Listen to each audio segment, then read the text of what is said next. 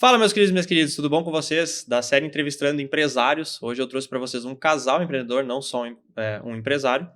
Eu trouxe aqui a Silmara, que começou como uma CLT e hoje vem empreendendo aí.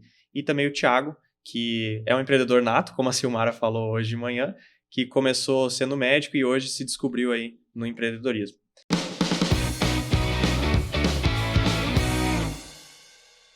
Eu vou passar a palavra primeiro para ti, Silmara, primeiro às damas, né? Queria que tu contasse um pouco da tua história. Eu sei que tu também hoje está auxiliando empresários ou pessoas que querem começar a empreender. Se tu puder contar um pouquinho para nós como que está funcionando isso, sinta-se à vontade. Olá, João, tudo bem? É um prazer estar aqui. Muito obrigada pelo convite.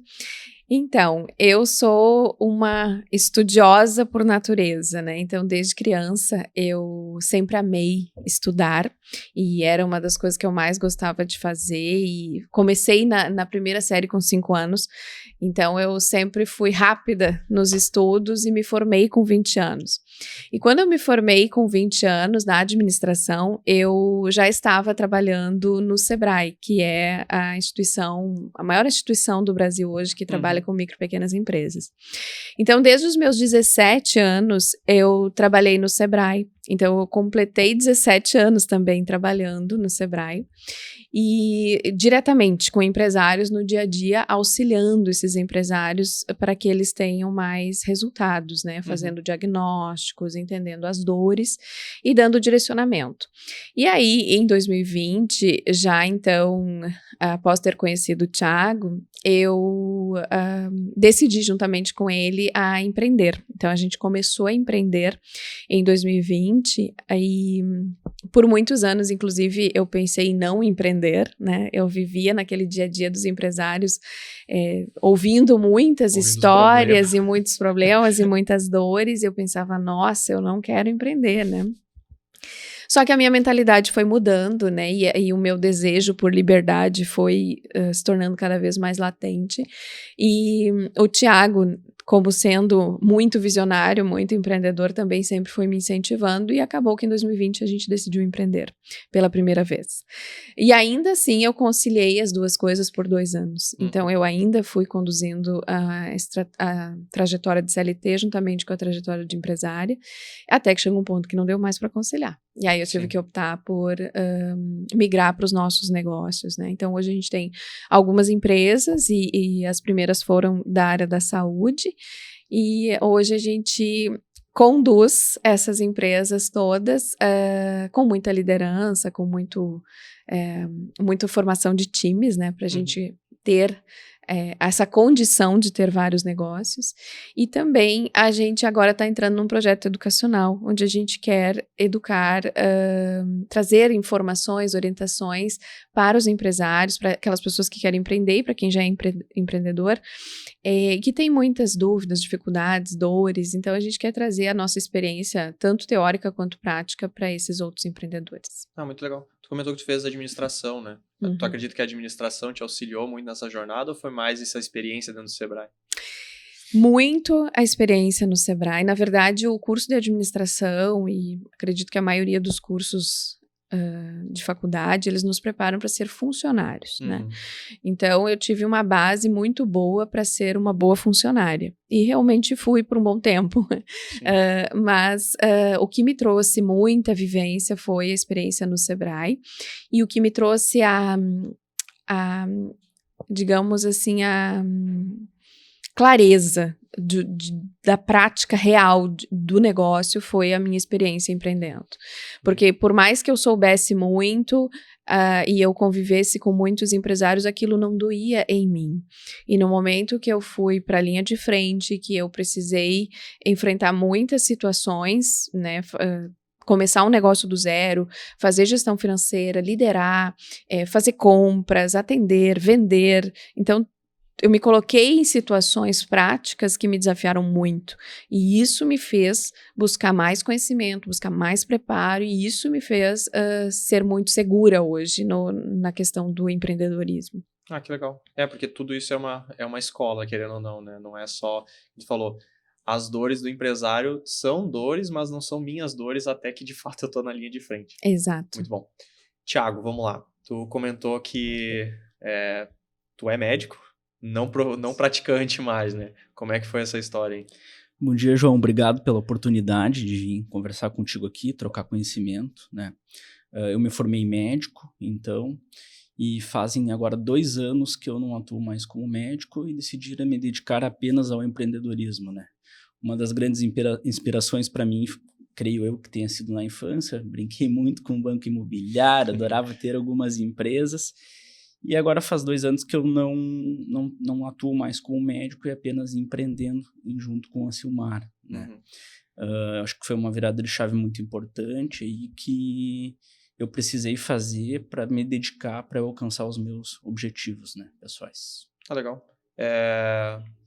Essa clínica que vocês começaram, ela começou quando tu estava atuando e aí tu trouxe outras pessoas? Como é que funciona hoje a clínica que vocês têm?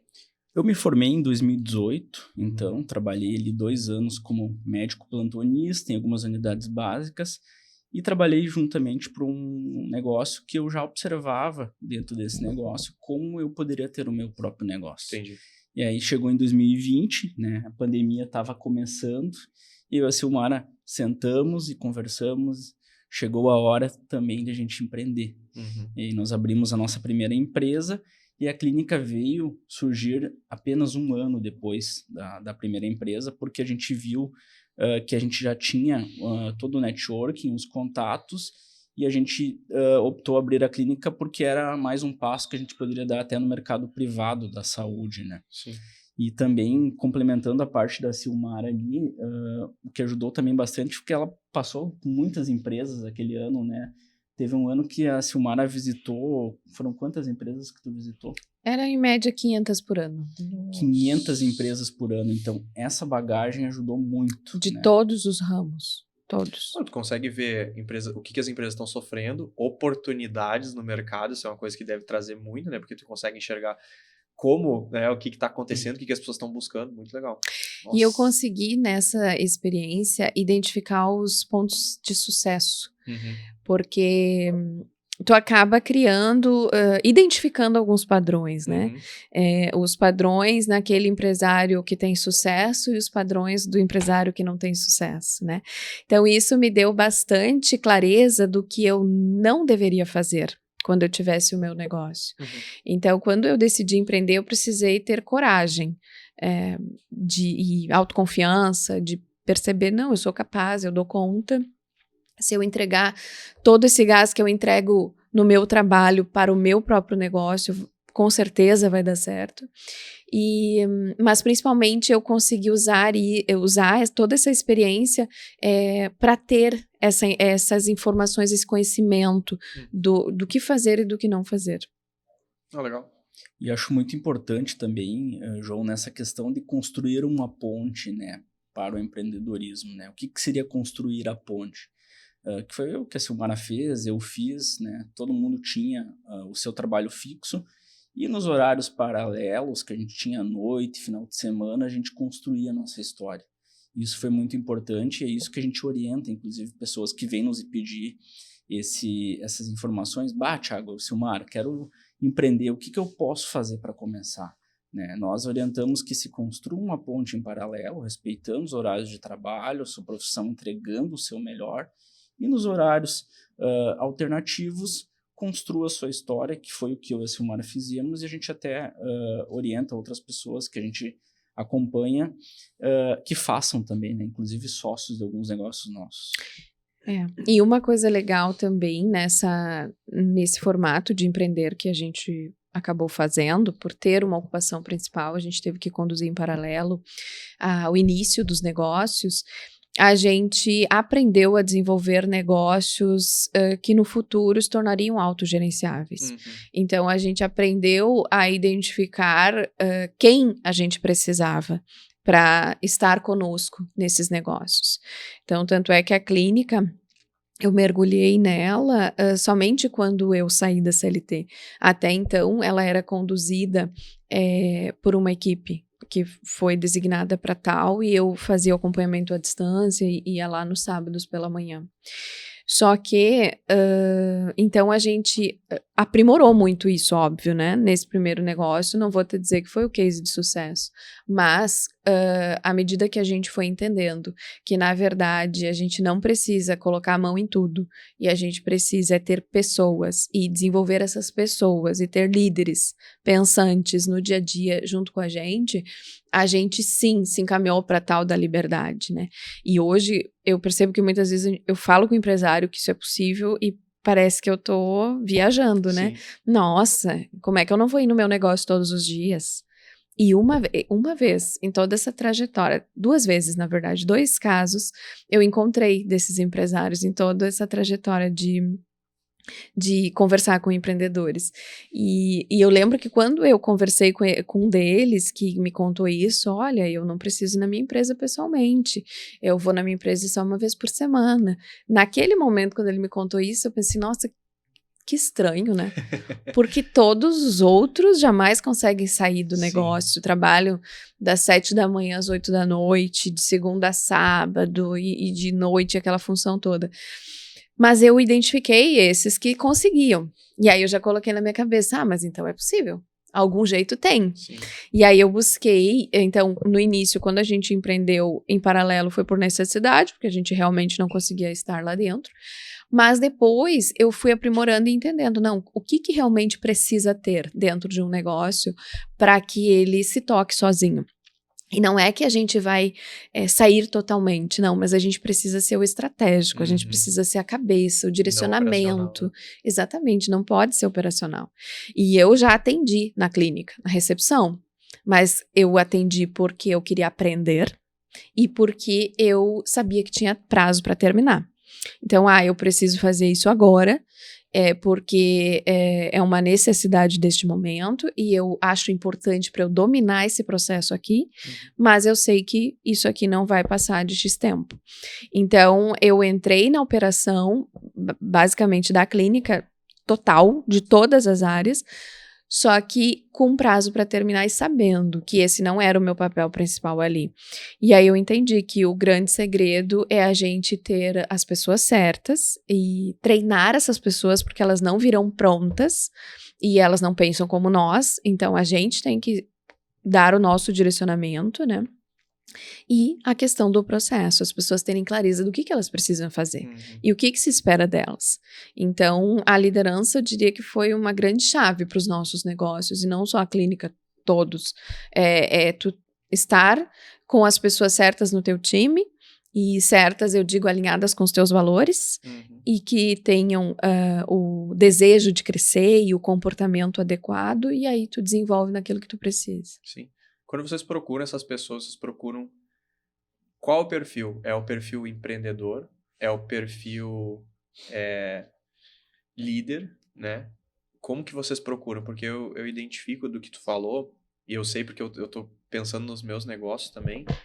Quando tu falou, não precisa estar no negócio, eu tenho uma escola de educação infantil de programação. Eu vou lá uma vez por semana e olho lá para conversar com as pessoas, né? Por quê? Porque eu tenho hoje uma pessoa de confiança. A verdade é essa. Ela não é a melhor administradora, ela não é a melhor gestora, mas é uma pessoa de confiança. Quando vocês procuram, o que vocês procuram nessas pessoas? Depende também do negócio, eu não sei como que... O que acontece? Quando eu faço um processo de recrutamento e seleção, eu busco entender o que eu preciso primeiro. Qual é a função que essa pessoa vai desempenhar, então quais são os requisitos de experiências ou técnicos, e qual é o comportamento que eu espero, e o que eu valorizo muito, que essa pessoa tenha valores alinhados com o da empresa.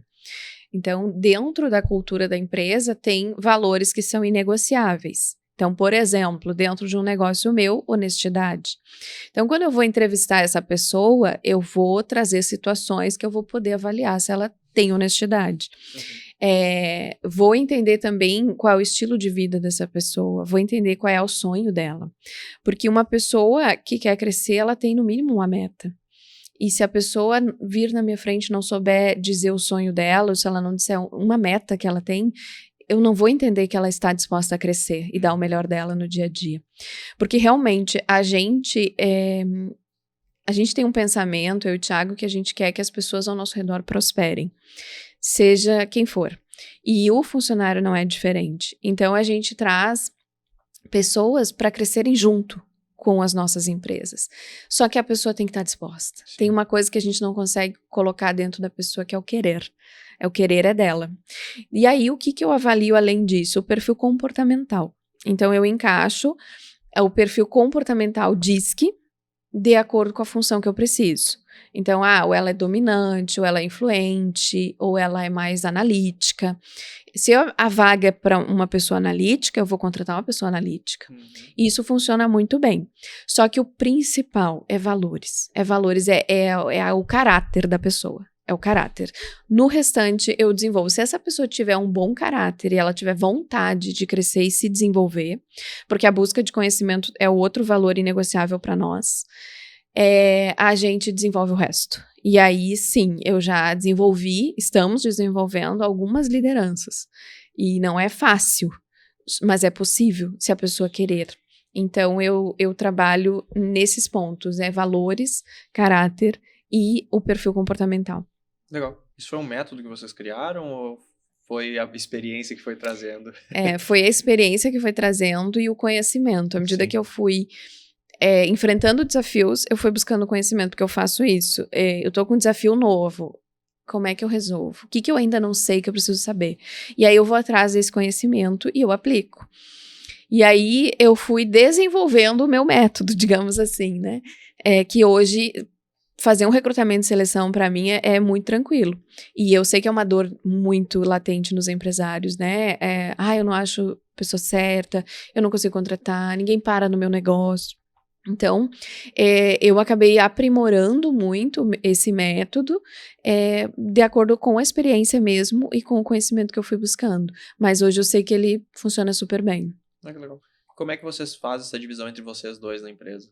Vocês tocam o negócio juntos, cada um fica com uma parte específica, um fica mais estratégico, outro fica mais na gestão dos funcionários. Como que vocês fazem isso hoje? Essa foi uma grande decisão para empreender como casal e dar certo no empreendedorismo, né? Então, a gente deixa tudo muito bem claro, né? Cada um tem as suas funções, a gente respeita, cada um tem as suas limitações, né? Eu cuido mais da área comercial e do time de operações junto das lideradas, né? E a Silmara cuida mais do setor dela, que é do parte do administrativo financeiro. Então, ela tem as funções dela, eu respeito, ela é autoridade nessa função, assim como eu tenho a minha área e também sou autoridade. Então, a gente tem o respeito como uma prioridade para fazer dar certo o negócio. Tá bom. É isso aí. E, além disso, essa parte de recrutamento e seleção, desenvolvimento dos líderes, eu entro bastante nisso, assim. É uma das áreas que eu gosto muito e que eu acabei desenvolvendo essa habilidade, digamos assim, de cuidar das pessoas. E eu cuido muito, não só para recrutar, mas também para manter a pessoa engajada, motivada, a pessoa com brilho no olho, assim, né? Isso tem a ver com cultura, com o clima dentro da empresa, com o futuro daquela pessoa, para onde eu tô indo, para onde eu posso crescer, né? Hoje na clínica, eu cuido de todas as áreas, né, lá da clínica e da outra empresa, que é uma empresa de serviços médicos, nós temos essa divisão, então, que o Thiago falou. Eu fico numa parte administrativo-financeira e ele fica na parte comercial operacional. Então, ele domina toda a operação, toda a parte técnica, todo o comercial é com ele. E a gente se respeita muito. E isso é uma grande chave, assim, que a gente virou como casal para a gente conseguir empreender juntos, e a gente entendeu que a gente precisava ter papéis claros e ter respeito um pelo outro e pelo papel do outro. Então, eu respeito as decisões que o Thiago toma e ajudo ele a construir, e ele respeita as decisões que eu tomo e me ajuda a realizar. E na clínica também, ele teve sempre essa participação muito ativa em termos técnicos, em termos comerciais também, e eu segurando a parte da gestão, da liderança das pessoas.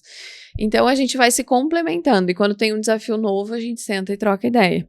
Então, às vezes, se apresenta alguma situação, eu troco uma ideia com ele. Olha só, aconteceu isso, o que tu acha? E da mesma forma ele, a gente está com tal situação, com tal oportunidade, é assim, assim, assado, o que tu acha? E a gente vai tomando essas decisões em conjunto, mas sempre respeitando muito. Eu acho que esse é o grande segredo. Até para a gente vir a desenvolver outros negócios, que é o que a gente vem fazendo, a gente ter esse respeito um pelo outro, pelo papel um do outro, né? E nós também, um dos projetos, até inclusive escrever um livro sobre esse assunto, porque nós pegamos tantas as experiências com outros casais que têm problemas, né?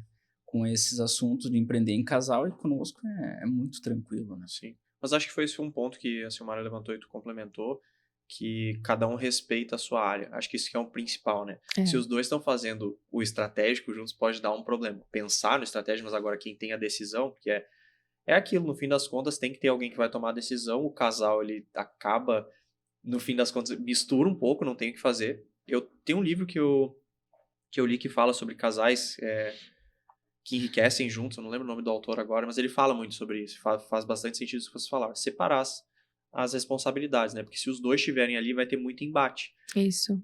A gente pode identificar os problemas e ir mudando, né? Mas Isso. agora, quando os dois ficam ali batendo, acaba dando bastante problema. Vocês chegaram a empreender sozinhos? Ou somente como casal? Somente como casal. Né? E a outra coisa interessante é que a gente se dá bastante feedback um ao outro, né? Então, por exemplo, percebi tal coisa na reunião com a equipe. Eu acho que não foi legal o jeito que tu falou. Acho que não foi legal o jeito que tu conduziu. Então, acho que pode melhorar nisso, melhorar naquilo. Então, a gente se dá muito feedback no sentido realmente de melhoria contínua. E a gente se autoanalisa. Eu me autoanaliso muito, né? Porque eu tenho o perfil dominante e analítico. Então, dominante foca o resultado, mas o analítico analisa tudo o tempo todo e se analisa o tempo todo. Será que eu falei a coisa certa? Será que eu não deveria ter ido mais com calma? Isso, então eu faço autoanálise o tempo todo. E aí eu busco identificar, olha, aqui eu acho que eu falhei, aqui eu preciso melhorar, aqui eu vou buscar algum conhecimento, vou buscar uma leitura, enfim, né, fazer terapia, buscar resolver aqueles pontos. Então a gente está sempre se melhorando também. Não é aquela coisa que só a gente quer melhorar os nossos funcionários, desenvolver, a gente está se desenvolvendo. E isso, por diversas vezes, a gente se colocou em situações desafiadoras, porque quando tu empreende, tu lida com muita frustração, tu tem que dar feedbacks difíceis, tem que ter conversas difíceis, às vezes tu sofre alguma crítica e tu tem que lidar bem com isso, às vezes de um cliente, ou às vezes de um funcionário, de um parceiro teu, enfim. Então o tempo todo tu é testado emocionalmente, e se tu não estiver bem alinhado com quem tu é e determinado a ouvir o que tem que ouvir, se melhorar naquilo que precisa, tu acaba, acredito que sofrendo muito. Então precisa ter sempre esse foco na melhoria contínua. Não, faz muito sentido. E acho que isso vai de encontro ao que vocês falaram, que até vou pegar esse insight para mim, nas minhas empresas, porque cuidar daquelas pessoas que não têm meta, né? Essas pessoas, é muito difícil tu motivar aquela pessoa que não tem uma meta. Tu vai motivar ela como? Se ela tá só indo lá trabalhar. Tanto eu tô faz. vivendo. Eu tô indo pra lá todos os dias das 8 às 18 e tô sobrevivendo praticamente, né? Isso. Porque é muito mais fácil a gente direcionar um plano. Por exemplo, tem uma funcionária que ela quer comprar um carro. É difícil comprar um carro quando tu é um funcionário. Mas a gente consegue traçar um plano pra essa pessoa junto com ela, né? Então isso faz muito sentido. Muito legal isso. Porque a gente precisa ter... Não só na nossa cabeça, a gente tem uma meta depois como empresário, quero que minha empresa tenha tantos clientes, quero faturar tanto, e aí assim a gente vai indo como empresário também. E a gente precisa ter essa mentalidade nos funcionários, muito legal, adorei esse insight pra mim.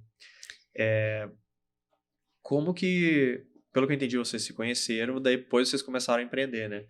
Tu tava trabalhando no Sebrae, então, e tu tava fazendo alguma mentoria lá, ou vocês se conheceram na vida? Na vida, na verdade, o Thiago, quando a gente se conheceu, eu já trabalhava no Sebrae, e ele era ainda estudante do cursinho antes da medicina. Antes da faculdade. Isso aí. E a gente se conheceu numa festa de Oktoberfest, mas não na nossa aqui, na dele lá. Não, lá em Cerro Largo, nas Missões. Cerro Largo. Isso, ele é das Missões, e a gente se conheceu lá no Oktober, foi a primeira vez que a gente se viu. E ele já morava em Porto Alegre, eu estava vindo morar em Porto Alegre. Eu morava em Santo Ângelo, que é lá na região também. E aí, a gente, inclusive, namorou um tempo à distância, acho que deu 7 anos, né? Porque logo que eu mudei para Porto Alegre, fiquei 1 ano lá e depois já mudei para Santa Cruz. E o Thiago tinha ingressado na faculdade de medicina lá. Então, a gente teve que conduzir esse relacionamento à distância. Nossa. Por 7 anos, Mas deu tudo certo. Muitas viagens a Santa Cruz. Muitas viagens. Mas isso prova que se vocês conseguiram um relacionamento à distância, empresa à distância é barbada, né? Barbada. E essa primeira empresa, ela nasceu na pandemia. Então, ela foi para o home office por necessidade, né? Era uma empresa que não tinha outro jeito dela ser constituída se não fosse cada um trabalhar de casa. E assim ela permaneceu até hoje. Então, a gente tem uma empresa que trabalha totalmente home office e tem a clínica que trabalha no físico daí. Então, a gente pôde ter experiência das duas situações. Os outros negócios agora é tudo home office também, não tem sede. E então, a gente aprendeu essa habilidade de conduzir à distância, de liderar à distância. Só que, claro, tu tem que ter algumas rotinas, né? Tu não pode deixar de fazer a reunião semanal, tu não pode deixar de fazer o feedback com o profissional de tempos em tempos, ou quando acontece alguma situação, tem certos feedbacks que não podem esperar, então ele tem que ser imediato.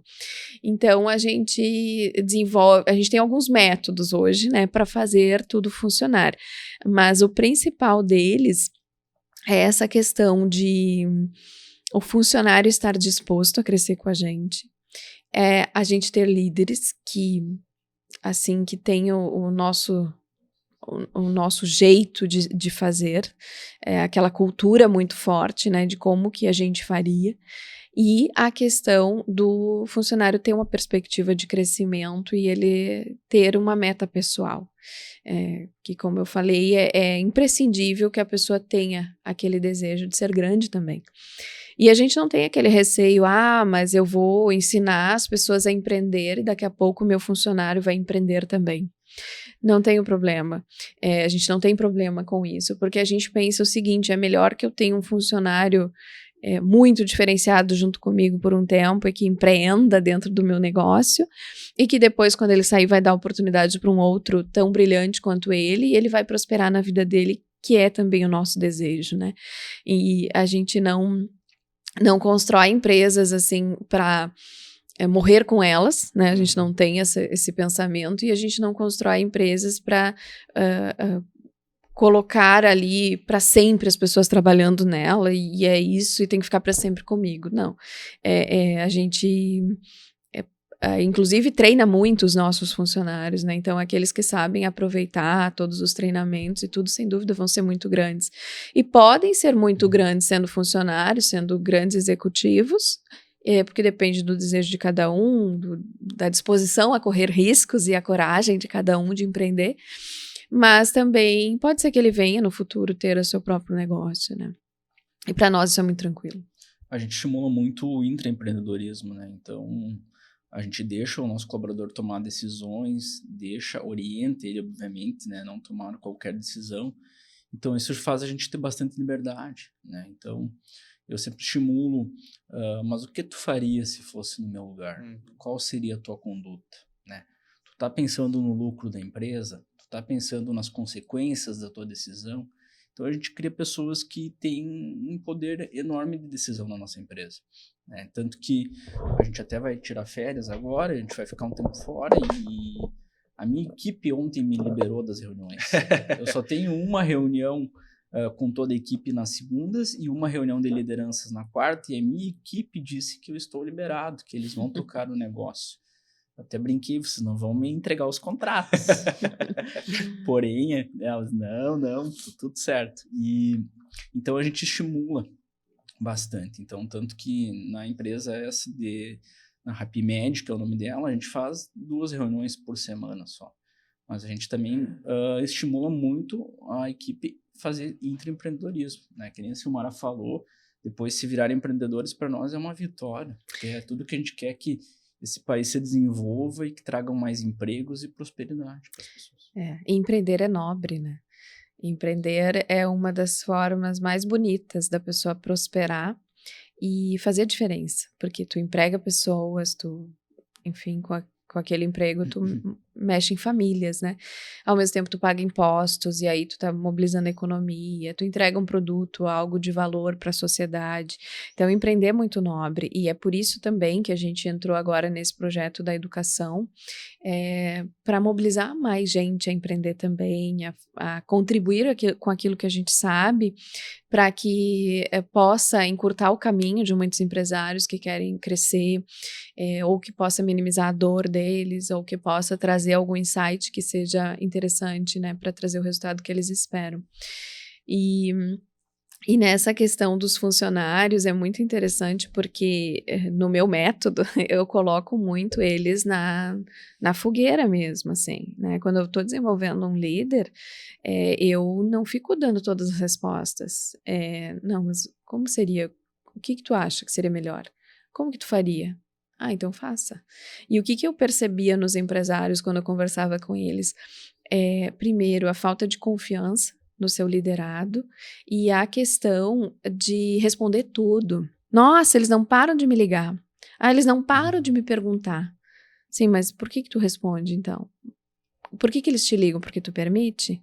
Por que eles batem na tua porta o tempo todo? Porque tu deixa? Porque tu não coloca as regras? Porque daqui a pouco o time tá com muitas dúvidas, então quem sabe faz um alinhamento. Entra a questão da expectativa que vocês falaram, né? Eu espero que tu faça isso. Isso. Se tu tiver alguma dúvida, me liga, mas é esperado que tu faça, que tu tome essa decisão. Pode ser errada, pode ser... Aí eu vou te auxiliar nisso. Né? Isso. E esse é um desafio pro liderado que está se desenvolvendo, né? Poxa, agora eu vou ter que tomar uma decisão aqui. O que eu faço? Ou, nossa, eu que tenho que decidir, ou eu tenho que fazer isso, eu mesma.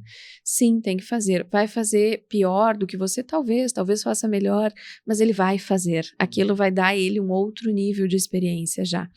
E só que, claro, o empresário ele tende a querer ficar no operacional, porque o operacional é confortável. Muitas vezes ele começou na operação, e aí ele sabe fazer aquilo muito bem, aquilo é a zona de conforto dele, ele não quer sair dali. Só que quando que a empresa cresce? Quando a mente do empresário cresce. E quando que a mente do empresário cresce? Quando ele se coloca em desafios novos. Então é desafiador para o liderado e também para o empresário, para o líder, conduzir dessa forma. Só que à medida que ele for se colocando em situações novas, em desafios novos, em papéis novos, ele vai estar desenvolvendo a mente dele, a capacidade dele, consequentemente a empresa vai se desenvolver. E a empresa é reflexo do líder, o time é reflexo do líder. Então, nem é bonito o empresário reclamar do seu time, reclamar das situações que ocorrem na sua empresa, porque... A culpa é dele. Tende a ser a culpa dele. Então, eu sempre me analiso nesse sentido também. Ah, mas o fulano tá fazendo isso. Tá, mas por que tá fazendo isso? Por que tá agindo dessa forma? O que tá faltando? O que eu tô deixando de fazer? Então, a gente tem que ser protagonista nas nossas empresas. E claro, né? Daqui a pouco tu vai identificar algum funcionário que, não tem jeito. Então, não tem jeito. Então, tome a decisão de desligar essa pessoa. Porque isso também acontece muito nas empresas. Os empresários não têm coragem de fazer o que tem que ser feito. Às vezes tu tem que demitir alguém, às vezes tu vai ter que dar um feedback horrível para alguém. E o feedback é uma oportunidade daquele funcionário poder mudar o comportamento e se desenvolver. Ah, ele não está disposto, não mudou o comportamento, aquilo está prejudicando a empresa, está prejudicando o time, é justo com o restante do time que tu tome a decisão de desligar essa pessoa. Não é justo com o restante dos teus colaboradores que tu mantenha uma pessoa que está agindo contra os valores da empresa. Então, a parte de decisões difíceis, muitos empresários fogem delas, mas é um dos grandes segredos para o negócio ele evoluir, né? Demore para contratar, demita rápido. Sim, essa é muito boa. Porque a gente fica enrolando, né? Justamente por causa do feedback. É ruim de dar, é chato, a gente não gosta de dar um feedback negativo. O positivo a gente até é maravilhoso, né? Mas o negativo é bem complicado. Chegar, conversar, ter que explicar o que está acontecendo, identificar o porquê que está acontecendo. Então, é ruim, essa dor todo empresário acho que sente, ninguém gosta muito. E tu sabe que às vezes o empresário não gosta nem de dar o feedback bom. Porque eles dizem assim, mas se elogiar estraga. E não é verdade, porque o reforço positivo todos nós precisamos. E às vezes o colaborador ele pode ser excelente, mas ele é inseguro. Aí ele pensa, nossa, mas será que eu tô acertando? Será que eu tô no caminho certo? Será que estão gostando de mim? Será que eu dou conta? E aí ele começa num monte de interrogações dentro dele, e se tu não fizer o reforço positivo de dizer pelo menos, fulano, é isso aí, tá no caminho certo. Ó, muito bom isso aqui que tu fez, continue assim. Só isso já faz com que ele se mantenha no foco e motivado. Isso aí. Tem 2 assuntos também que a gente trabalha muito nas empresas, que é a cultura, né? Cultura e processos. Então, sobre processos, qualquer problema que surge, né, que talvez a gente é acionado ali para um problema novo, em seguida a gente comenta com a equipe, vamos fazer um processo da resolução daquele problema, né? Deu problema X num contrato tal lá, Y. Vai lá, faz um processo, porque se esse problema se repetir, já vai estar descrito, não vai precisar acionar mais ninguém acima e já sabe como resolver. E quanto à cultura, a gente faz muitos eventos de cultura, né? Então a gente fez recentemente pelas empresas e está todo o tempo fazendo evento, trazendo pessoas para palestrarem, falar.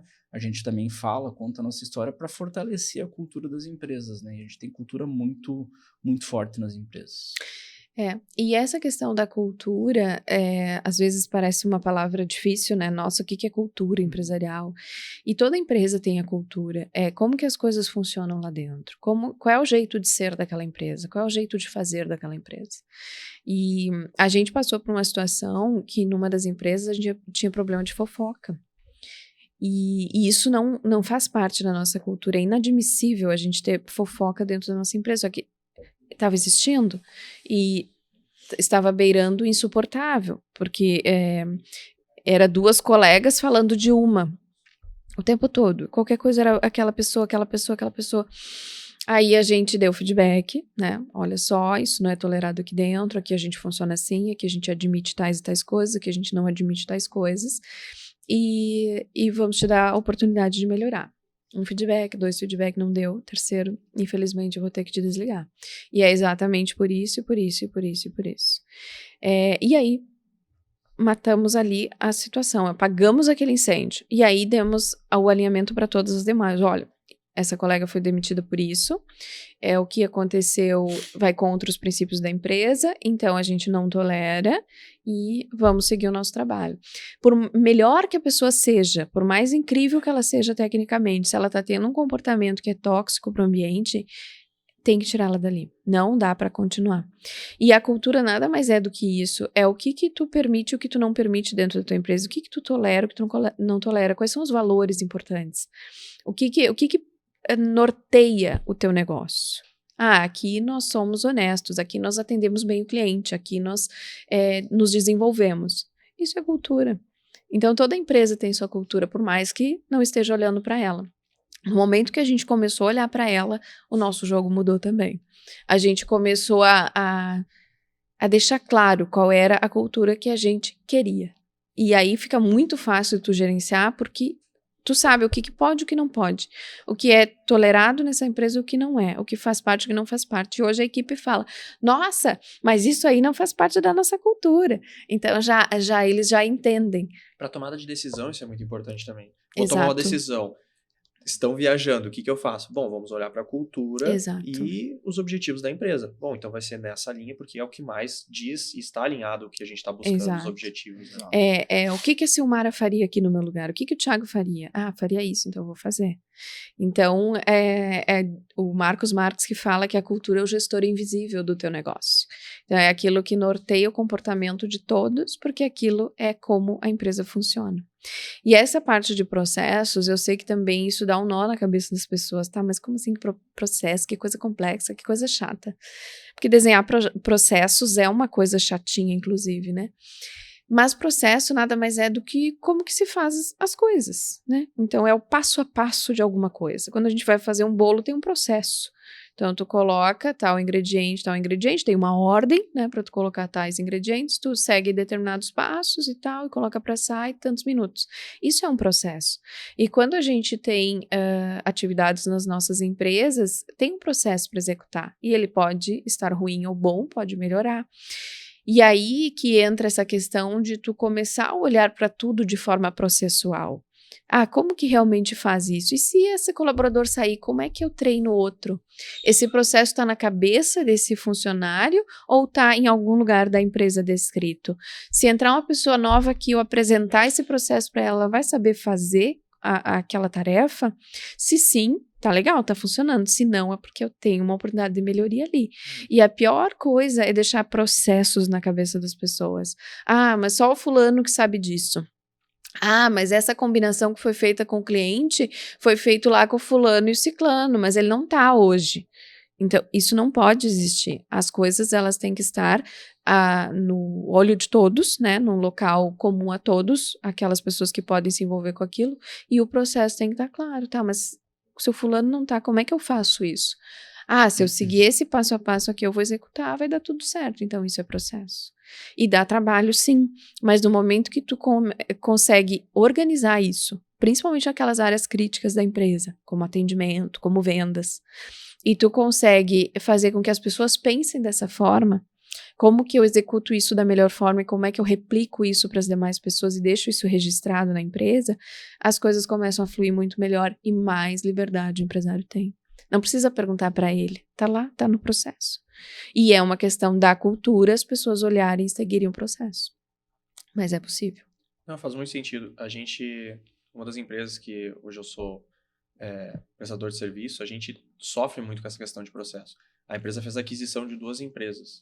Uma delas foi maravilhosa. Por quê? Porque a gente fez a aquisição, alguns funcionários foram embora, outros ficaram, mas tinha muita documentação. Isso daqui é dessa forma, isso aqui é dessa forma. A outra não tinha nada. Isso. Então a gente tinha que ficar ligando para os antigos funcionários. Cara, como que funciona tal coisa? Não, tem que ligar para tal pessoa. Tal pessoa sabe. Ligava para tal pessoa. Não, mas isso não é comigo, isso era com outra pessoa. E ficava assim, Jesus amado, ninguém sabe de nada, nós estamos aqui. Resumo da história, 3 anos depois ainda está sendo feita a migração desse sistema por conta de tudo isso. Por quê? Porque falta processo. Então é muito crítico. Tanto que hoje a gente vai desenvolver uma coisa nova, tem que contar com, no final, a documentação de como que usa, com quem que fala, o que aconteceu e por que foi tomada aquela decisão. Isso muito aí. Bom, muito bom. E vocês falaram na escola. É um projeto que está saindo no forno? Como é que tá? Já está encaminhado?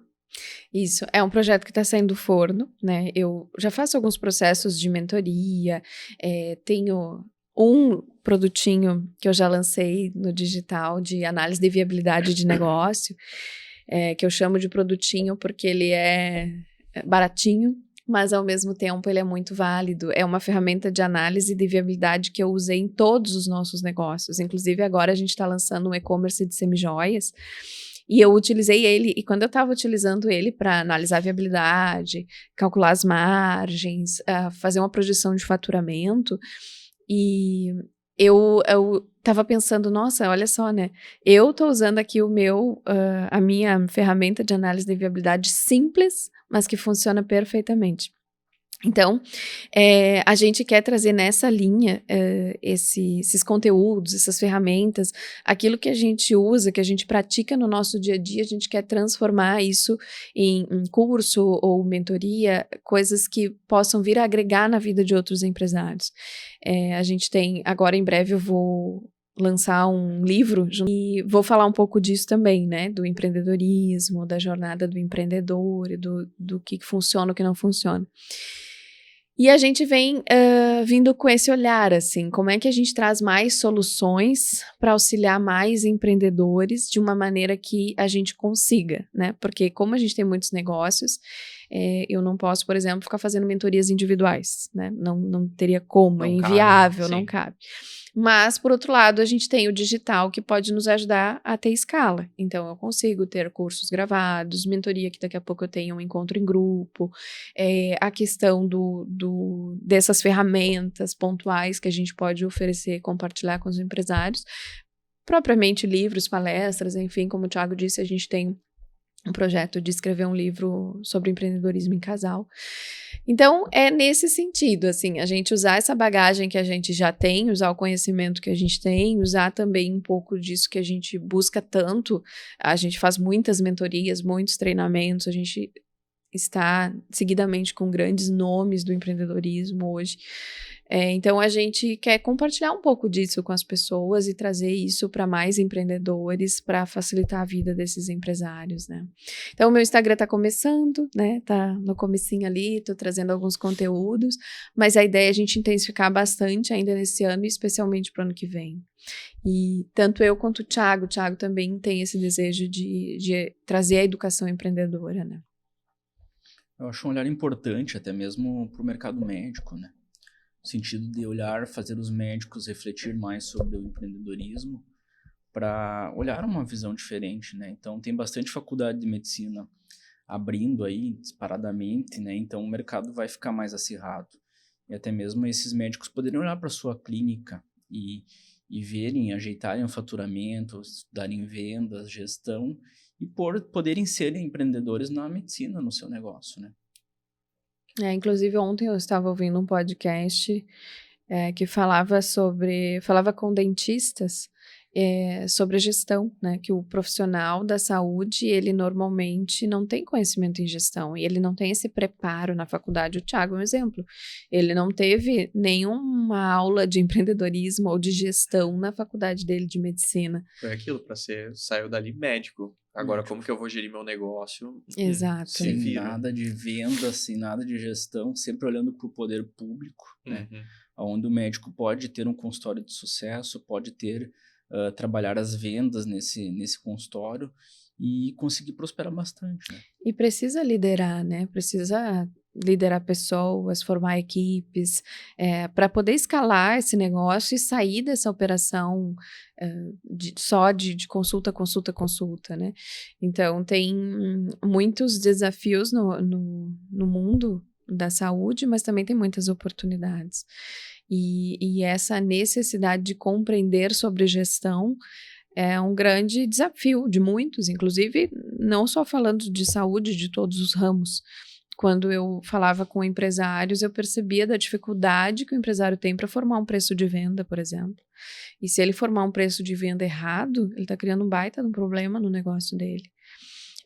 Não saber, por exemplo, quanto que ele precisa ter de capital de giro, não saber reduzir custos. A gente fez um trabalho de redução de custos na clínica que a gente conseguiu reduzir 16 mil de custos em um mês. Então, imagina, e custo, quando tu reduz, R$1 de custo reduzido é R$1 a mais no teu lucro. Então, tem como, sempre tem como. Só que a gente tem que estar disposto a fazer gestão e saber o que realmente, né, tem que ser feito, qual parafuso precisa apertar. Porque na minha visão, eu sou muito prática, tanto na minha gestão quanto quando eu ensino os empresários, a gente tem que focar no que interessa. Então, não adianta eu me preocupar, mas eu tenho que ter a ferramenta tal, a X, a Y, a Z. Não, tu tem que ter o que interessa. O que interessa? Tu tem que ter controle financeiro, tu tem que saber quais são os teus custos, qual é o custo fixo do teu negócio, o que dá para reduzir ali, qual é o custo variável, que é o custo do produto, do teu serviço, como é que tu pode reduzir esse custo, porque redução de custo tem que estar sempre na pauta do empresário. Redução de custo, mas ontem eu até ouvi, cortar a unha, mas não cortar o dedo. Então, redução de custos não é tu eliminar totalmente aquilo que está gerando o custo, principalmente se aquilo for relevante para tu vender mais. Então, às vezes, as empresas fazem assim, tô com custo muito alto, vou cortar o marketing. Depende, né? Vamos fazer uma análise se realmente é o caso de cortar, mas se tu cortar, tu vai ter que substituir por alguma outra coisa, com alguma outra forma de fazer o teu marketing. Porque isso vai ser relevante para a tua venda, para o teu resultado final. Então, a gente identificou que a gestão financeira, ela é chave dentro de um negócio, a liderança é chave dentro de um negócio e a venda. O Thiago sempre fala, né, empresa que não vende quebra.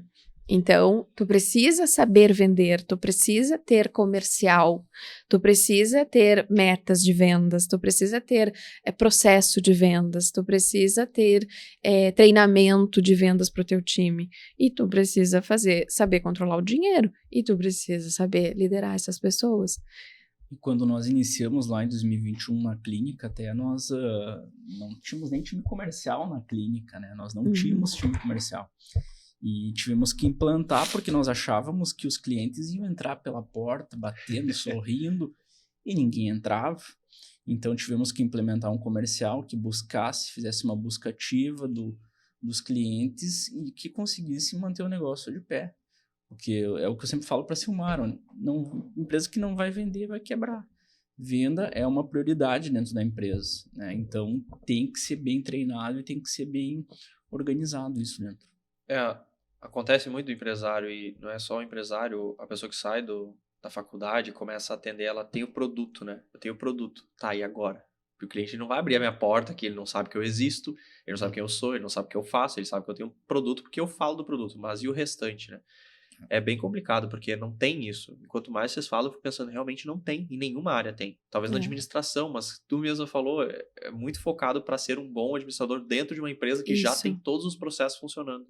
Não tem lá explicando para ele, cara, tu tem que cuidar dos teus custos, tu tem que cuidar das tuas pessoas, tu tem que cuidar do teu cliente, porque tu estava falando das oportunidades para clínicas, eu comecei a lembrar das vezes que eu fui em clínicas médicas.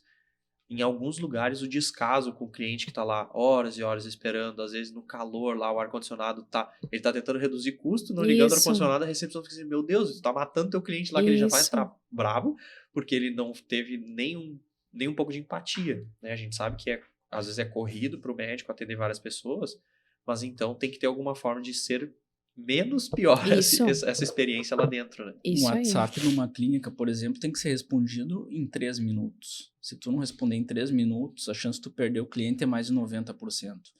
E tu envia hoje para outros consultórios, faz um teste, uma mensagem, tu vai ver que leva 2, 3 dias, às vezes, para te responderem uma mensagem. Então, isso é muito importante também para a questão da agilidade do negócio, né? Do agendamento na clínica, né? Da solução do problema do cliente, né? Porque quando alguém chama uma clínica, ela está com um problema para resolver. Sim. Se ninguém quer chamar uma clínica, né? A pessoa não acorda, tipo, hoje eu vou marcar um médico, né? Então, ela tem uma necessidade. E o atendente tem que estar atento a isso. Eu estou aqui para resolver o problema do cliente. Eu preciso trazer uma solução para ele. E o mais rápido possível. Porque essa pessoa está com dor ou ela está com alguma outra necessidade, né? Sim. A gente tem um exemplo, é muito bom tu trazer isso, porque vocês, na verdade, eu tenho uma empresa de telecom e você sabe como telecomunicações é um caos, né? As operadoras, elas, enfim, é tudo robô, demora para te responder. E toda vez que a gente fecha a venda, uma semana depois a gente faz o feedback com o cliente, né? Por que vocês escolheram? Foi por preço? Não, porque vocês me responderam. Eu consegui falar com uma pessoa. É isso aí. Às vezes eu nem tô resolvendo o problema dele, mas eu consegui falar contigo. A outra me mandou um robô, eu tinha que falar para o atendente levou 6 horas para me dar oi, eu não respondi em 5 minutos, finalizou o atendimento. Assim, meu Deus do céu, as pessoas perdem cliente muito fácil por besteira. É isso aí. Ninguém quer acordar com o problema. Até mesmo no relacionamento, para manter o cliente da empresa. Às vezes a empresa conquista o cliente, mas perde nesse relacionamento, na demora, e o cliente vai na concorrência procurar. É fato.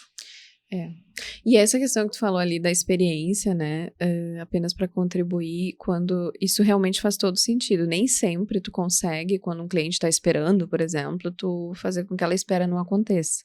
Só que tu consegue minimizar esse desconforto, né, como tu falou, às vezes tu pode oferecer um café, uma água, tu pode ter uma balinha, tu pode ter algo na televisão passando, ou uma revista, um jornal, tu pode ter alguma outra coisa, por exemplo, um brinquedinho para criança, que tá ali esperando, o próprio ar-condicionado, claro, é básico.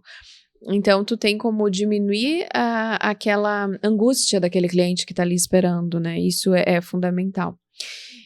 Quando tu falaste da ideia de negócio, é importante só trazer um outro aprendizado que a gente teve, que o principal ponto, quando uma pessoa ela quer abrir um negócio, ela tem que pensar no mercado endereçável. Então, no Sebrae eu me deparava muito com empresários querendo abrir negócios que eles acreditavam muito, mas que não tinha mercado. Então, eu tenho uma grande ideia de negócio, ela é incrível. Ela pode ser incrível, mas talvez não aqui aonde você gostaria de empreender essa ideia. Então, é muito importante quando vai colocar um negócio novo no mercado, é pensar nisso, tá? Mas qual é o tamanho desse mercado, né?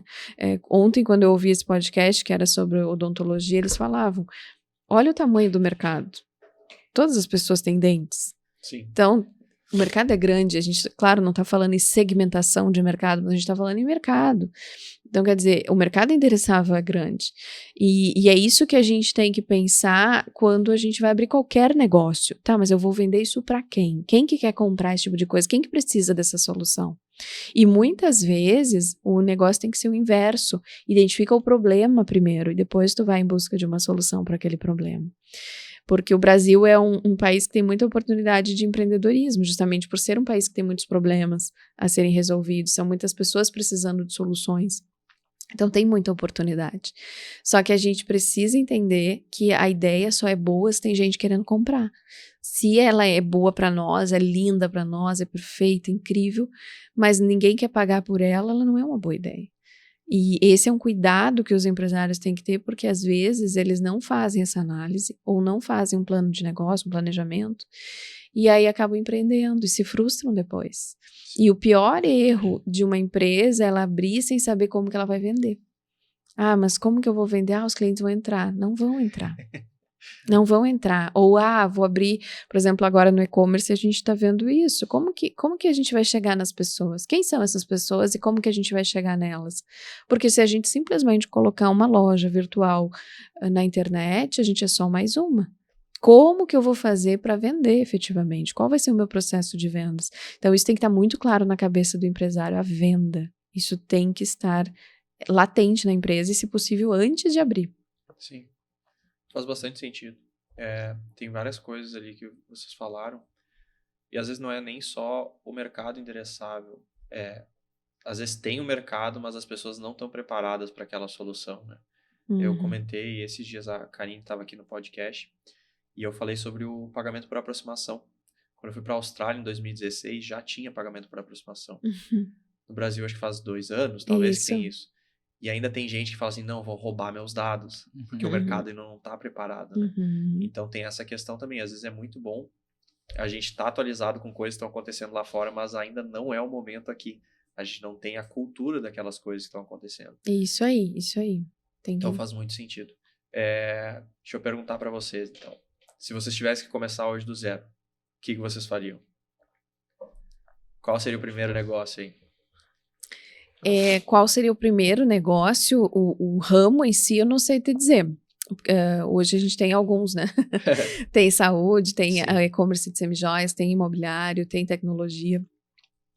Mas eu iria por essa linha de identificar uma oportunidade, identificar uma necessidade do mercado, alguma oportunidade de negócio nessa linha e então procurar saber como que eu faria isso acontecer. E aí, esse como fazer isso acontecer, eu entendo que vai desde essa questão de olhar para o mercado endereçável, né, para os clientes e o processo de vendas, como isso aconteceria na prática, mas principalmente a gente entender como que opera um negócio, né, porque não adianta a gente pensar em tudo menos na operação, porque muitas empresas se matam por não fazer um bom trabalho, por não entregar um bom produto, um bom serviço, por não saber operar aquilo. Então, a gente, por exemplo, agora entrando no e-commerce, a gente está buscando entender como é que funciona o e-commerce. E não é tão simples quanto parece, né? Tem muitas coisas por trás. Então, quando a gente iniciou a clínica, eu fiz tráfego pago, eu mesma. Então, eu fui buscar saber como é que fazia tráfego pago e eu fui fazer.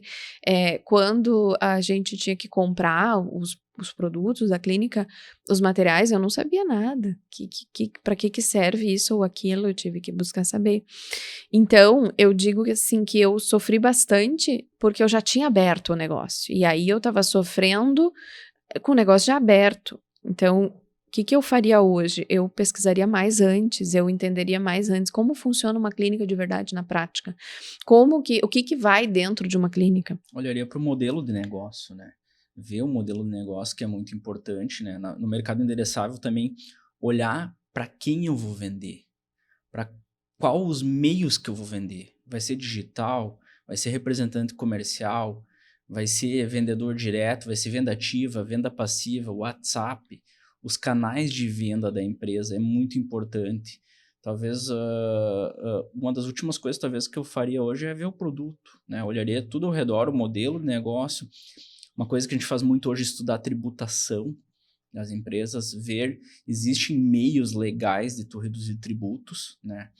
E também a questão no modelo de negócio, até mesmo a logística, a entrega do produto, ver se vai ter um produto físico, se eu vou pagar ICMS ou não, né?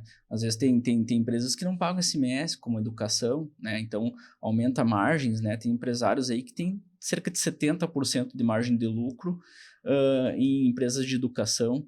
Então, isso é muito importante, né?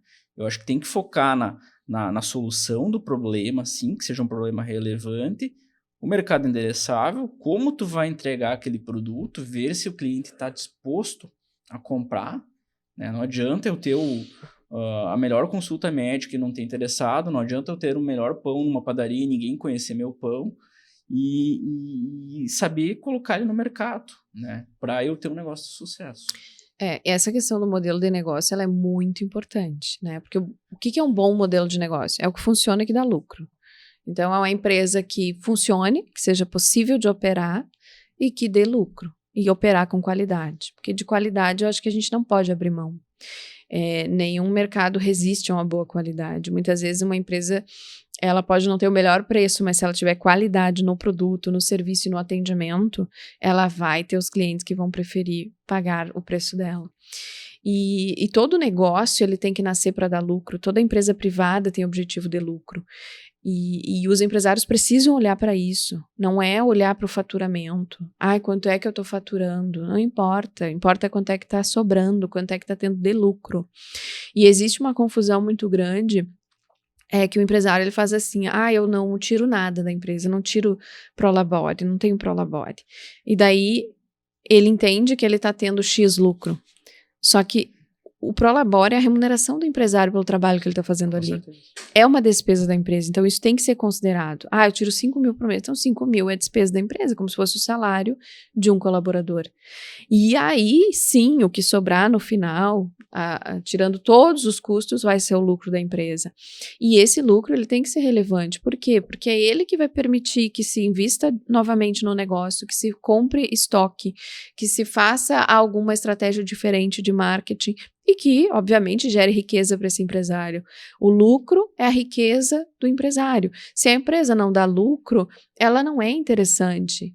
E aí, como é que se faz uma empresa dar lucro? Eu vou ter que olhar para o modelo de negócio, eu vou ter que olhar o que essa empresa vende, qual é o preço que está sendo praticado, quais são os custos envolvidos no negócio, custos fixos, aonde que eu posso mexer? Eu posso mexer? Eu posso remodelar esse negócio?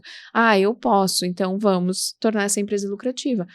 Eu não tenho o que fazer, esse negócio tem que ter esses custos, ele funciona somente dessa forma, não tem como eu mexer no modelo. E, portanto, não tem como subir esse lucro. Então, esse lucro é interessante para ti? Não é interessante? Se não é interessante, o empresário tem que entender que aquele modelo de negócio não funciona. E aí, sim, ele pode fechar uma empresa. Porque eu vejo, às vezes, as pessoas sofrendo tanto. Mas eu não posso fechar porque eu vou fracassar, porque não sei o quê. Gente, não. Uma empresa, ela é uma ferramenta para gerar riqueza para o empresário. Se essa empresa não está conseguindo atender a esse objetivo e não tem o que fazer, ou seja, o modelo de negócio é aquele e não tem como aumentar a margem de lucro naquele modelo de negócio e remodelar ele não seria uma alternativa, sim, a gente pode considerar encerrar um negócio e tá tudo bem. Encerra esse negócio, pega o aprendizado e vai para o próximo. E aí tu cria um modelo de negócio mais lucrativo. Aí tu vai para um outro ramo de negócio, tu vai para um outro modelo de operação que seja mais interessante. Então, é essa consideração de modelo de negócio e de lucro da empresa, o empresário nunca pode deixar de olhar. E a questão da qualidade, ela também, eu acho que é um fator muito relevante. Por exemplo, agora nas joias, eu estou olhando muito criteriosamente para a qualidade. Porque eu não posso entregar um produto que vai descascar, um produto que vai estragar, enfim. Eu preciso... Algo deu errado. Tente novamente. Eu preciso garantir que aquele produto chegue em ótimas condições para o meu cliente, que ele não vai ter problemas de qualidade. Então, esse olhar é muito importante, não é só ganhar dinheiro, Sim. tu tem que entregar algo de valor, tu tem que ter algo significativo para o teu cliente, é uma solução do problema dele, algo que vai fazê-lo feliz e que seja realmente de qualidade. Mas tu tem que olhar para lucro, então tu tem que fazer com qualidade e tendo lucro, senão esse negócio não vale a pena. Sim. Eu tava lendo um livro também sobre o método Canvas lá, e falava a questão do modelo negócio, por exemplo, o Cirque du Soleil, né? Uma das grandes fontes de renda do circo hoje é marketing, o patrocínio, né? Uber, uma das fontes saiu uma notícia semana passada, o Uber vai faturar 1 bilhão com marketing no aplicativo, vai começar a ter marketing para motoristas e para quem vai andar de Uber. Então, tu olhar as diferentes fontes de receita, né? A principal, tudo bem, do Uber pode ser o deslocamento com os motoristas, mas também eu vou ter outras fontes de rendas que vão complementar, né, o meu negócio. Isso vai aumentar a margem, vai aumentar o meu LTV, vai melhorar todo o negócio. Sim. É muito parecido do McDonald's, né? Que todo mundo acha que é o hambúrguer, mas na verdade não é, né? Então, esse é o do hub imobiliário. Isso é muito louco, porque a gente tenta, às vezes, não consegue sair de fora da bolha, né? A gente tá muito focado naquilo lá. E o que tu falou foi lendo livros. Então, vocês dois, eu já sei um pouco da resposta, mas então vocês leem bastante livro? Vocês fazem bastante mentoria? Muito. Eu também acho que é uma das melhores formas da gente se manter atualizado. Eu acho que isso enriquece o nosso negócio, né? Vocês comentaram sobre o mercado endereçável e também a entrega do produto. Eu não comentei com vocês antes quando a gente estava conversando, mas eu tenho uma empresa na Austrália e eu trouxe essa empresa para o Brasil. Está funcionando lá, vou trazer para cá. O mercado é grande, parece que funciona. Não funcionou. Uhum. Então eu tive que ir em determinado, foi praticamente 2 anos insistindo. Então eu falei, cara, não dá mais, é insustentável. Eu ponho um cliente, esse cliente em 2 anos vai se pagar e não faz sentido, porque aqui a operação era muito mais cara, as Isso. pessoas estavam, enfim, faltava um pouco de estratégia, coisas que lá fazia muito sentido, que aí entrou lá, enfim, na Austrália eu conseguia explicar para o empresário. Eu nem explicava para ele por que ele precisava. Ele entendia que era uma dor dele. Aqui eu chegava nas empresas e falava, olha, tu precisa disso porque vai te ajudar aqui. Mas quem é tu para dizer que no meu restaurante eu vou faturar mais com esse teu aplicativo? Eu falava, não, tô te dizendo porque... Não, mas aqui a gente não quer. Uhum. Então, é saber dizer, cara, não vai dar certo, infelizmente, eu vou aprender com esse erro aqui e segue adiante, né? Eu vejo isso bastante acontecer, as pessoas terem receio de falar, cara, deu errado, bora pra próxima... Vira a página e bora. Exatamente. Isso precisa, assim, mudar na mente do empresário, né? Porque não é motivo de vergonha, não é motivo de frustração, muito pelo contrário, é motivo de sabedoria. Quando tu consegue fazer uma leitura crítica, analítica do teu negócio e perceber, poxa, isso aqui não funciona, ou pelo menos essa lucratividade não me atende mais, eu quero mais do que isso. É sábio tu tomar a decisão de encerrar aquele negócio, ou se é um negócio lucrativo, até mesmo tu vender esse negócio. Por quê? Porque para outra pessoa pode ser que aquela lucratividade ali seja suficiente. Cada pessoa tem os seus objetivos de vida e a sua visão de futuro. Então, daqui a pouco, tu tem um outro empresário que para ele ter 10, 15% de lucratividade, por exemplo, nossa, tá bem bom. E tu vai ter outro que diz, não, no mínimo 30% para mim. Então, isso varia de empresário para empresário. Isso depende também do que aquela empresa gera de faturamento. Consequentemente, 15% pode ser bem significativo em determinado faturamento, né? E essa questão que tu falaste da operação, ela é muito importante, né? A gente entender como operacionaliza de fato aquele negócio e quais são os aspectos que estão envolvidos naquilo, como culturais. Às vezes, a cultura de um empresário, até mesmo de uma cidade para outra, muda. A forma de comportamento, o tipo de coisa que ele valoriza, isso muda.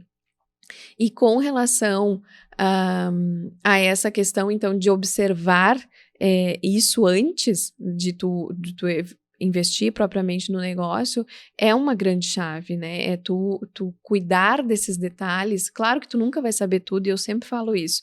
Não adianta, eu vou fazer um planejamento de negócio e eu vou ter 100% de certeza que tudo vai dar certo. Não vai ter 100% de certeza, e não é tudo que vai dar certo. Tem muita coisa que vai dar errado.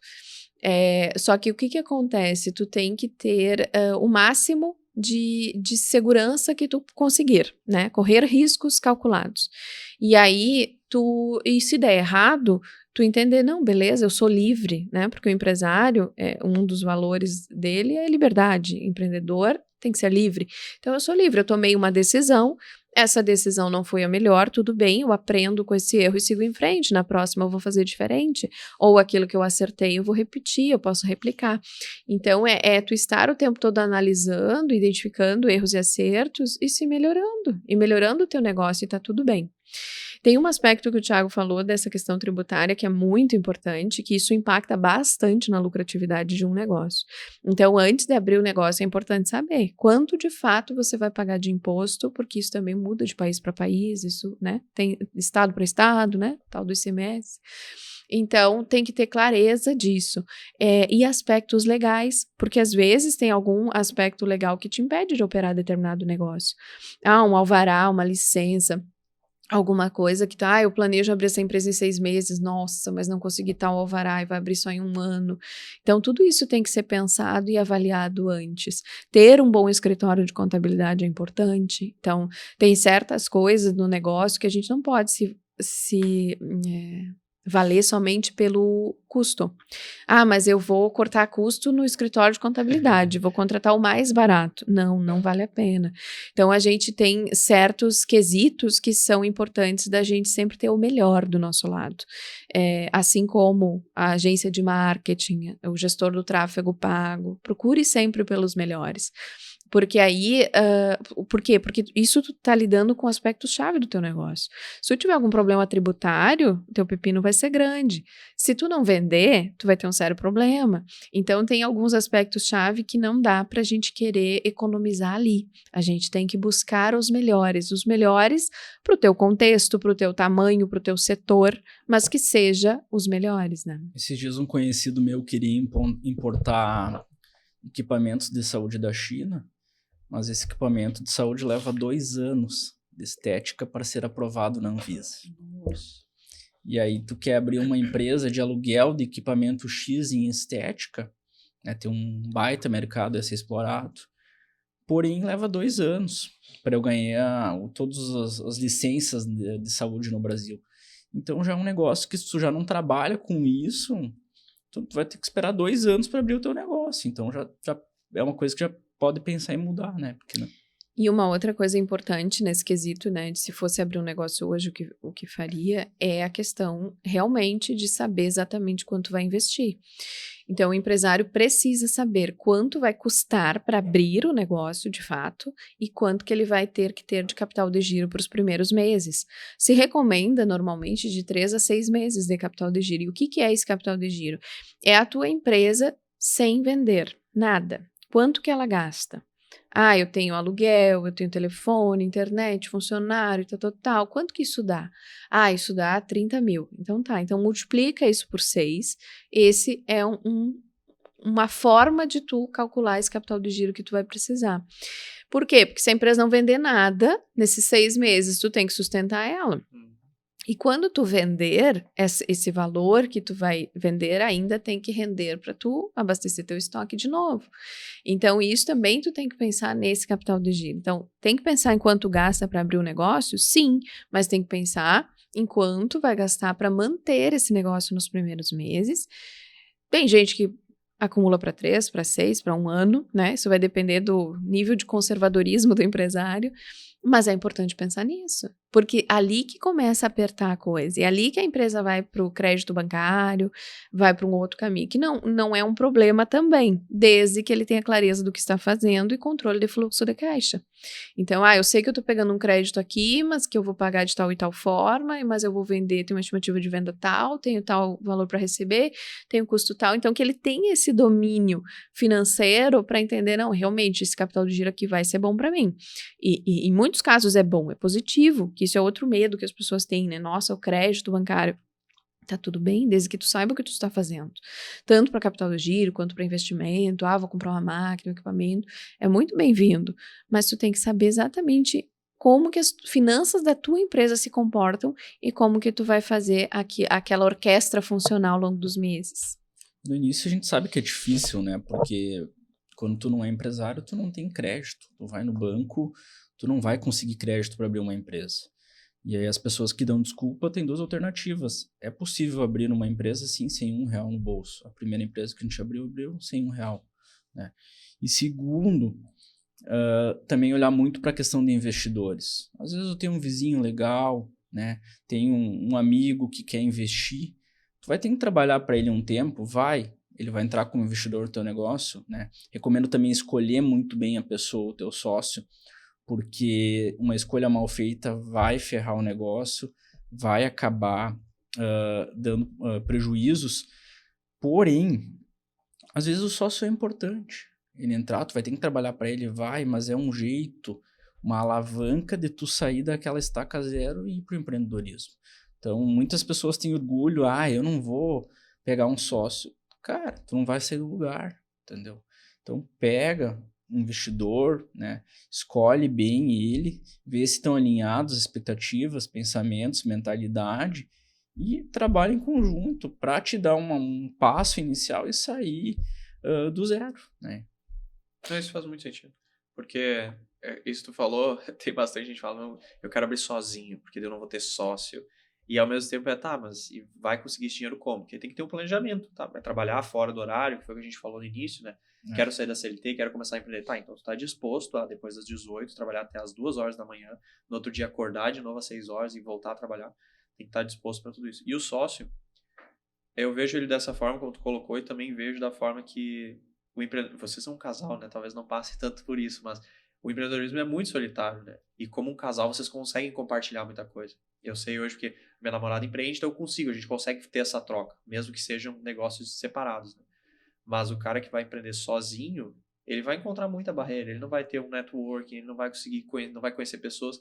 Assim, pelo menos entre dois, ele multiplica a chance dele de conhecer pessoas, falar com pessoas, fazer com que o negócio dê certo, mesmo que aquela pessoa esteja oculta no negócio. Isso. Né? O networking também é muito importante, né? Nós, desde que a gente entrou numa mentoria, num grupo de networking grande no Brasil, a gente cresceu muito, muito, muito, porque ali tu paga um valor para estar dentro, porém o número de negócios que tu faz lá dentro, de contatos, né, de vendas, é imenso. Então você paga nos primeiros meses o investimento. As pessoas, nossa, tu investe isso em mentoria. Sim, você pagou já. Uhum. Né? E essa questão da sociedade, eu percebo que é outra dor do empreendedor, né? Nossa, eu não quero ter sócio, ou como que eu escolho um sócio? Eu entendo que é a mesma lógica que a gente falou do empreender em casal. Tem que ter papéis claros, que preferencialmente se complementem, né? Um seja mais da área comercial, outro mais da área de gestão. Que tudo seja muito bem alinhado no começo, né? Porque quando dá um problema, aí as pessoas querem alinhar as regras do jogo. E, na verdade, as regras do jogo se alinham no começo. Então, se alinhe muito bem as regras no começo, inclusive isso em contrato social. Se um quiser sair, como é que funciona? Questão de valuation para calcular, para saber quanto vale a parte do outro. Tudo tem que estar muito claro no início. E respeito, né? Um respeitar a área do outro, a função do outro. Sócios que vão trabalhar juntos. E existe o sócio investidor, que é esse que o Thiago falou, que não necessariamente vai trabalhar dentro do negócio. Ele vai simplesmente aportar o dinheiro e o outro sócio vai trabalhar e aí com o lucro daquela empresa ele vai ter o dinheiro dele de volta aos poucos, né, conforme o que foi combinado. Isso é importante ter essa clareza no começo, porque depois que as coisas acontecem, que o jogo já está andando, é muito mais difícil, aí daqui a pouco vira uma inimizade, um problema na empresa, ou uma frustração, nossa, o meu sócio não me acompanha, o meu sócio não faz isso, não faz aquilo, e aí tu não tem mais o que fazer, né? Sim. Então tem que ter clareza. E nessa questão que o Thiago falou também do networking, eu diria que isso é uma grande dica para os empresários, né? É a ambiência e a busca do conhecimento. Isso, sem dúvida, acelerou muito o nosso crescimento. A gente estar em ambientes certos que eu digo ambientes de negócios.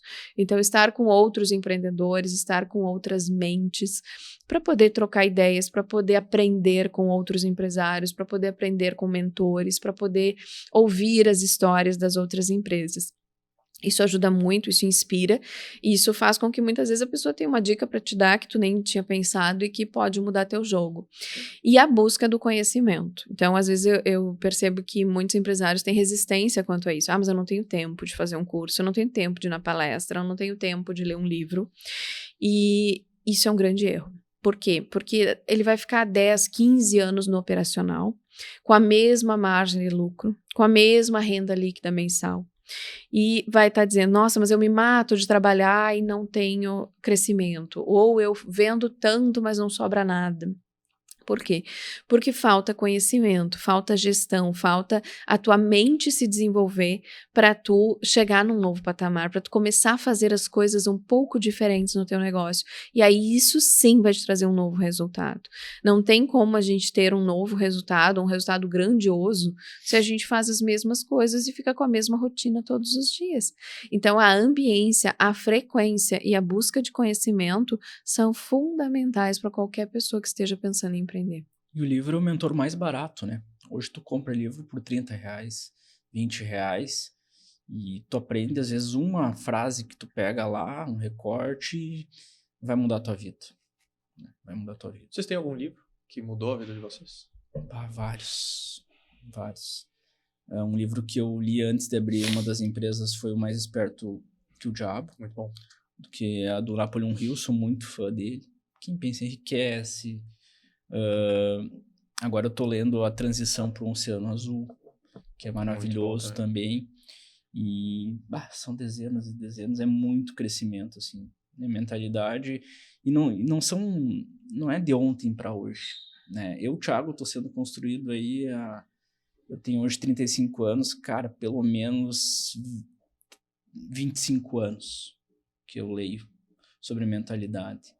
Então, não é uma coisa que amanhã eu comecei a ler um livro e já tô com outra mentalidade, né? E outra coisa também que eu aprendi é que a gente precisa ficar malhando ela, renovando, treinando. Porque é que nem na academia, se tu parar de estudar a mentalidade, vai regredindo. Então, tu precisa constantemente estar renovando ela. Eu tenho alguns, né? Eu gosto de destacar que os Segredos da Mente Milionária mudou bastante a minha forma de pensar, isso anos atrás, né, antes de empreender. O Homem Mais Rico da Babilônia, ele me ensinou a lidar melhor com o dinheiro e olhar as coisas de outra forma. E eu gostei muito do ponto de inflexão do Flávio Augusto, que realmente eu passei por isso, né? Foi um ponto de inflexão na minha vida. E hoje eu estou lendo um que eu estou gostando muito, que é Faça a Sua Comunicação Enriquecer Você, que é da Tati de Andela. E comunicação é um dos pontos que o empreendedor ele precisa desenvolver, porque tu tem que se comunicar numa reunião, tu tem que se comunicar num feedback com o colaborador, tu tem que eventualmente participar de um evento de negócios. Então a tua comunicação ela pode te levar mais longe ou te levar para um lado que tu não quer. E esse livro eu tenho gostado bastante, assim, eu estou estudando bastante sobre isso e tem me trazido insights bem interessantes. Tá bom. Muito obrigado, Thiago, Silmara, por terem vindo até aqui. Foi um prazer, nossa, eu tirei vários insights aqui, com certeza vou continuar conversando com vocês depois. Como é que o pessoal faz para achar vocês nas redes sociais? O meu @ é @sil.mararosa. Tá. O meu é @Thiago Susbach. E as empresas? Dr. Sus Saúde, em Venâncio Aires, Rapmed Saúde, que atua em todo o estado e outros estados, e Double Five é a empresa de semijoias, e-commerce de semijoias. Os demais projetos ainda não estão nas redes. Tá bom, então eu vou colocar tudo na descrição para ficar mais fácil, pessoal. Mais uma vez, muito obrigado. Eu espero trazer vocês de novo aqui quando a Double Five tiver sido lançada e estiver prosperando bastante. Muito obrigada. Eu agradeço muito a oportunidade. Foi uma conversa muito boa. Muito bom. Obrigado. Obrigado.